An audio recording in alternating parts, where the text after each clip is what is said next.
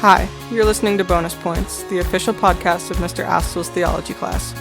Join us as we put out into the deep and explore the world of theology and beyond. Today, we're talking about field trips and what they can tell us about the faith. Let's begin. Hello there, and welcome to episode 59 of Bonus Points. We were off last week for spring break, but the day before spring break started, I was on a field trip to Washington, D.C. with our juniors and seniors. Now, I don't know about you, but I love field trips. I loved them when I was in school, and I love them now as a teacher. And I had a great time in D.C., visiting a good mix of places I'd been before and some new ones as well. And of course, me being me, on the bus trip down, I was thinking about what makes field trips so special and why they're such an important part of our curriculum.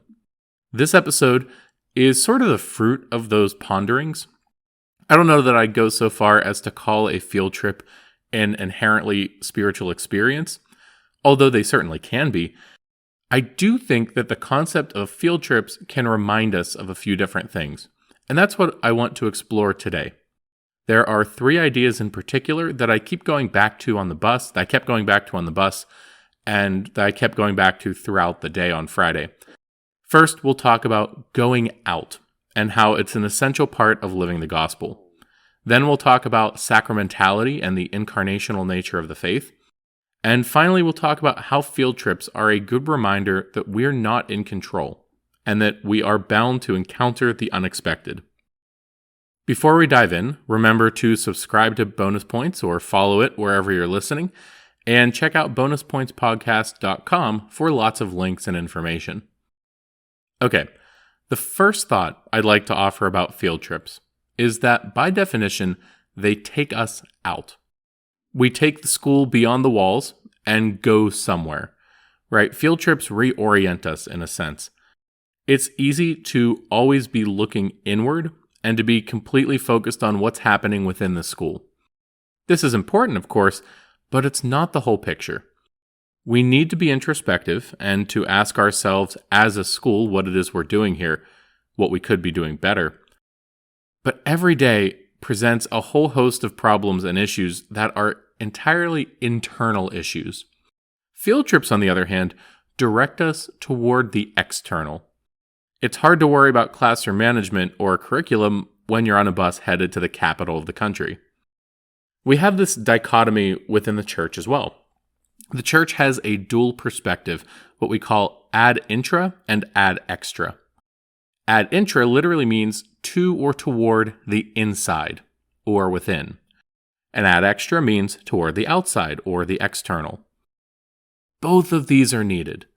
Just like the dichotomy between the active life and the contemplative life, the church needs to look ad intra and ad extra. On the one hand, the church looks ad intra when she builds up the faith. What do we believe? Why do we believe it? The church also builds up the faithful, helping them to understand the faith, to grow in virtue, and to deepen their lives of prayer.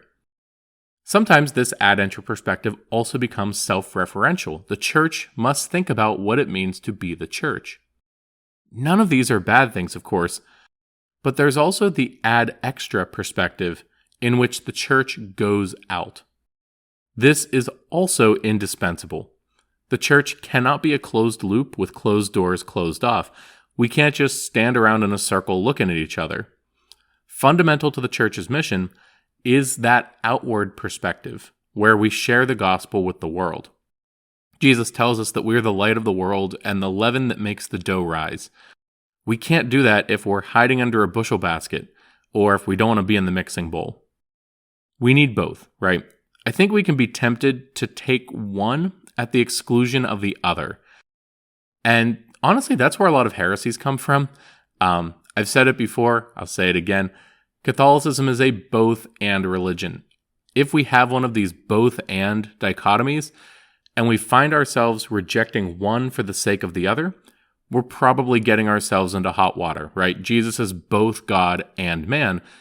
If you're rejecting one of those, even if it's for the sake of the other one, you're going in the wrong direction, right? So we need both. And it's tempting for us to neglect one for the sake of the other. Sometimes it's tempting to neglect the add extra component because, let's face it, evangelization is difficult.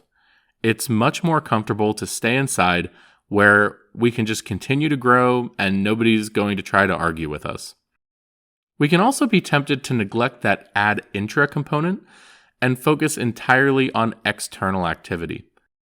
Even if we don't explicitly think of it in these terms, sometimes we can reduce our life as Christians to our effectiveness.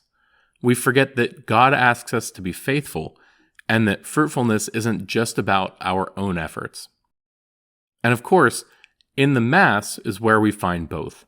The whole Mass, from the readings we hear during the liturgy of the Word, all the way through being nourished by the Eucharist, that ought to build us up, right? That has that inward component.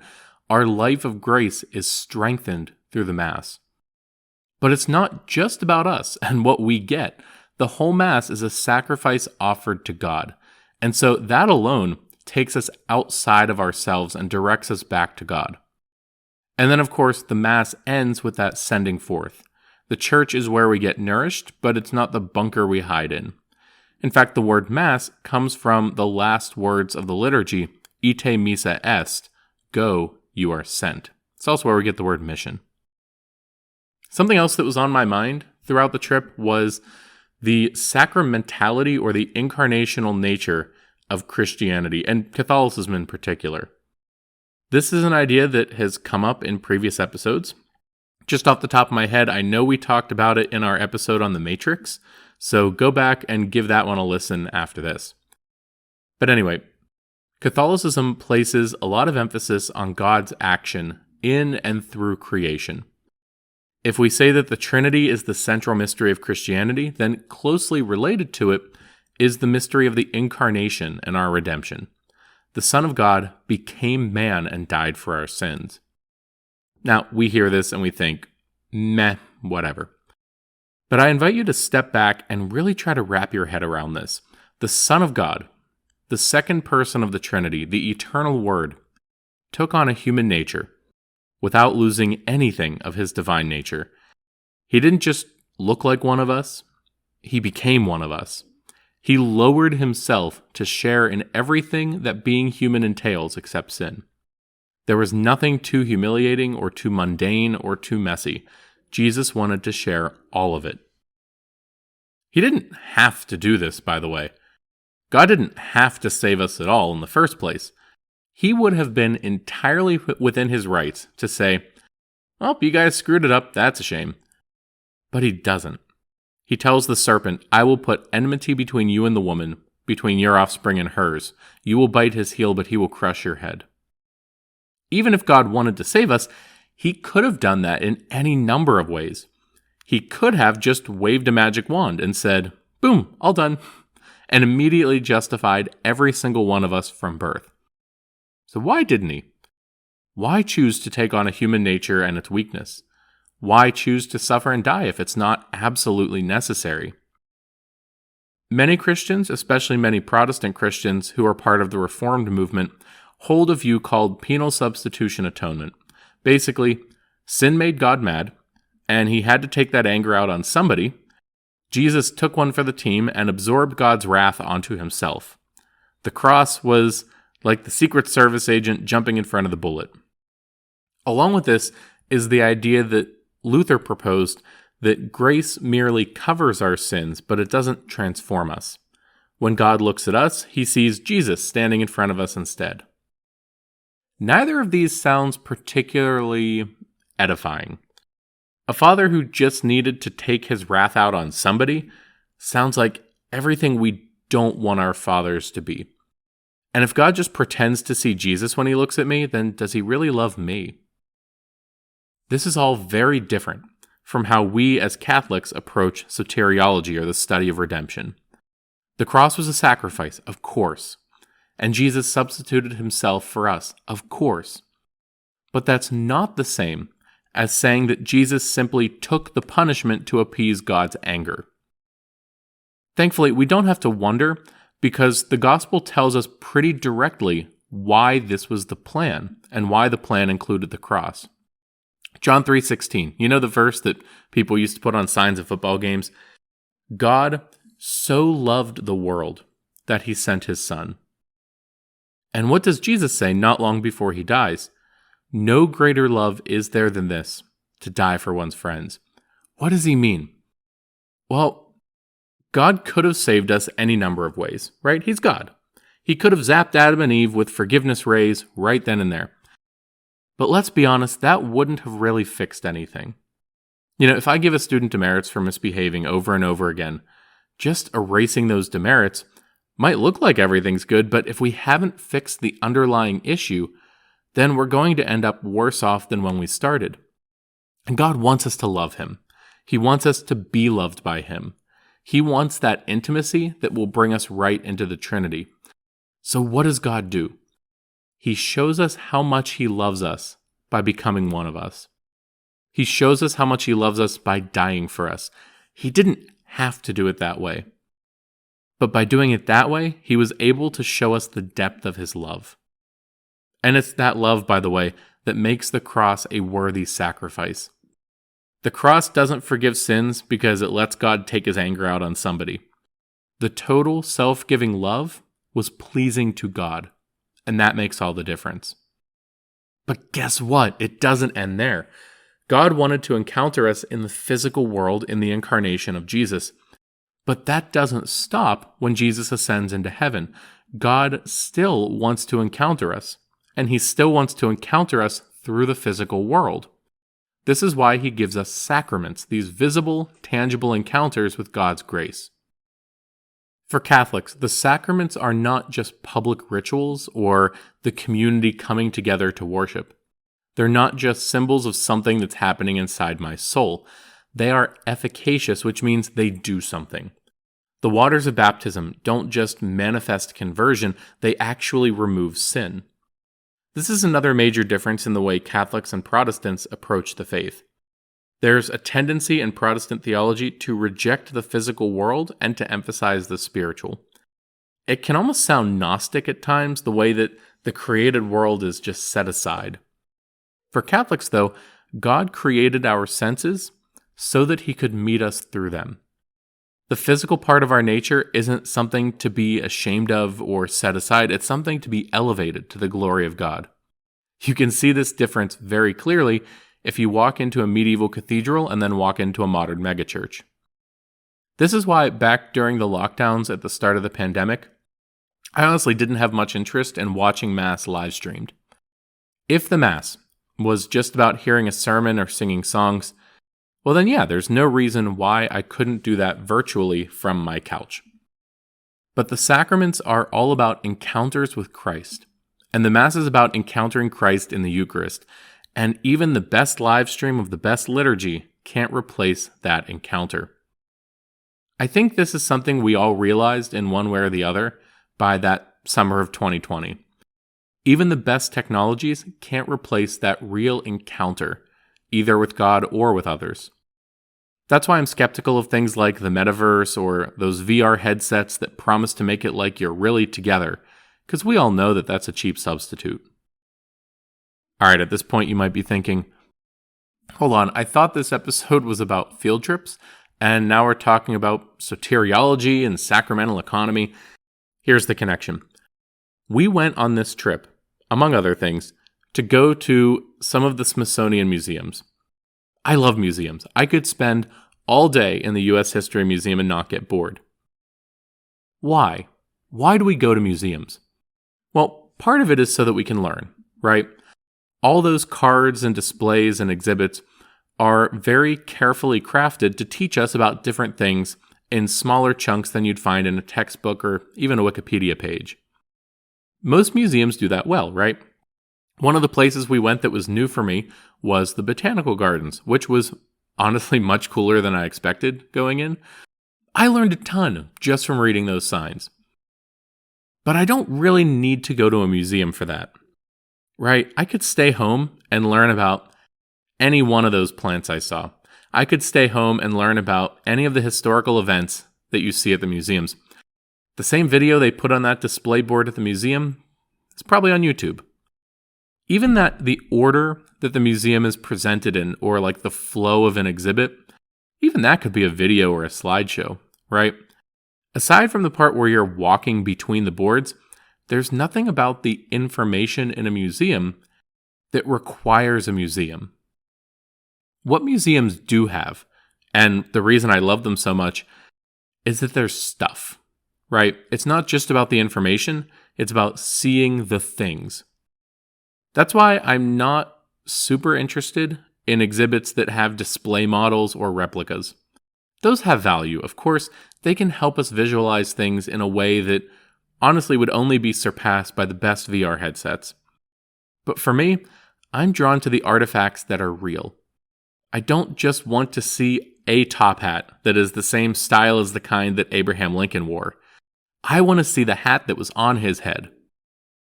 There was this semi-recurring disappointment for me throughout the trip, and maybe disappointment's a strong word.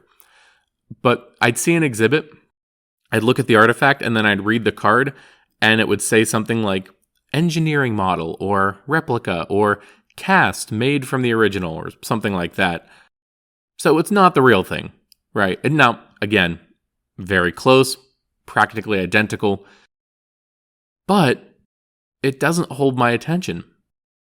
Why? Why does a replica like that not hold my attention for nearly as long, even if it looks exactly like the real thing? Well, let me give you 2 examples from the Air and Space Museum. One of them was a satellite hanging from the ceiling. That's pretty neat. But then I read the card and saw that it was an engineering model. Okay, still cool. Still neat to see what it looks like and identify the different parts and think, hey, they built this one just like they built the one they launched into space. But then, after I saw that, I went upstairs and I went to the moon landing exhibit, and I saw the suit that Neil Armstrong wore the first time he stepped out of the capsule. I probably spent about 20 minutes just staring at it. Not just to learn about the different parts of the suit, although I did that too. Even more than that was just the ability to look at it and to realize that this right here, this object in front of me, was on the moon. This was the very same suit that I had seen in that One Small Step video, along with billions of other people. This suit was the first, this was it. This was the one. I had a similar experience looking at Abraham Lincoln's top hat, or the Star-Spangled Banner, or Weapons from the Revolution, or World War II. Heck, even at the Botanical Gardens, seeing a rare Gros Michel banana tree in the Botanical Gardens. Sidebar about that one. Have you ever noticed that many banana-flavored things don't taste like bananas? That's because most banana flavorings were developed when the dominant variety was the Gros Michel banana, which is generally considered to be superior in just about every way. Unfortunately, a blight took out just about all of those trees, and so the Cavendish banana became the dominant variety that you'll find in the grocery store today. Anyway, artifacts. Even though I couldn't touch any of these artifacts, I couldn't put on Neil Armstrong's suit, there was something very real about seeing them in person. And no display board, no picture, no VR experience could ever replace that. And that's what we experience in the Mass. It's not just a reminder of Christ or a spiritual presence. Jesus Christ is real. He is really and truly present in the Eucharist. The same Christ who walked on water, who carried the cross, who left the tomb, is there before me. Of course, the difference is that I don't just get to look at Christ, but I'm able to receive him into my body and to become one with him. Oh, before I move on, quick funny story about an interaction that I overheard while we were at the Air and Space Museum. And if by some random chance, either of the people who were part of this interaction, they are both strangers to me, but if either of you happen to be listeners to Bonus Points, I don't even know sorry, I guess. I wasn't eavesdropping. It was a pretty loud conversation, but here you go. So I was in the gift shop looking for something for my son, John Paul, and I heard a very animated man with a British accent talking to one of the gift shop employees. He was explaining how there was an error on the board that said, "One small step for man, one giant leap for mankind." He said that it should read, "One small step for a man, one giant leap for mankind." Now, two things to note about this interaction. Neil Armstrong has admitted that he meant to say one small step for a man. Because when you think about it, man and mankind, at least in the way he said it, are kind of synonymous, right? One small step for man, one giant leap for mankind. Those are pretty much saying the same thing. It's unclear based on the video whether he actually said a man, and it's just hard to tell, or whether he did mess up the line and he just said man. Either way, he has admitted, that the original plan was to say one small step for a man. So technically, this guy's not wrong.